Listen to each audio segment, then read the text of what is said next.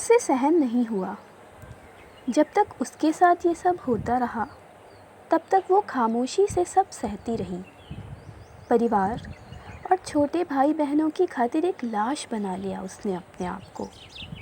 लेकिन जब वही सब उसकी छोटी बहन के साथ करने की कोशिश होने लगी तो उसने घर से भागकर पुलिस थाने में शिकायत दर्ज करा दी।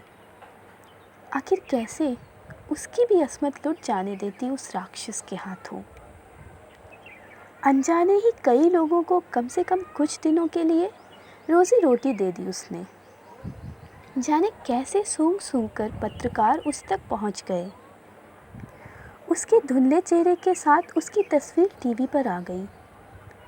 पुलिस ने बड़ी बेटी के बयान और मेडिकल जांच के आधार पर घर के मुखिया यानी उसके बाप को तुरंत ही गिरफ्तार कर लिया। छोटी को उसने ना पुलिस के सामने आने दिया और ना ही टीवी वालों के सामने आने भी कैसे देती। माँ के मर जाने के बाद से वही माँ थी अपने से छोटी बहन और एक छोटे भाई के लिए। उसने ही तो उन सबको हर धूप छाँव से बचाया था। शराबी पिता को पुलिस पकड़कर ले गई। जब शराब का नशा उतरा तो ज़माने को मुंह दिखाने से बचने के लिए वो हवालात में ही अंगोछे को फंदा बनाकर फांसी पर लटक गया। पंचनामे के बाद लाश का अंतिम संस्कार भी उसी को करना था।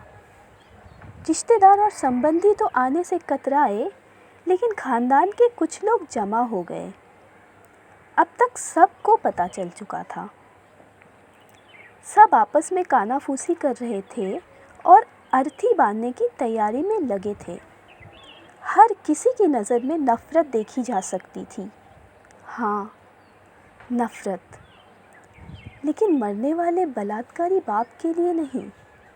उनकी नज़रों में घर की इज्जत को मिट्टी में मिला देने वाली लड़की के लिए।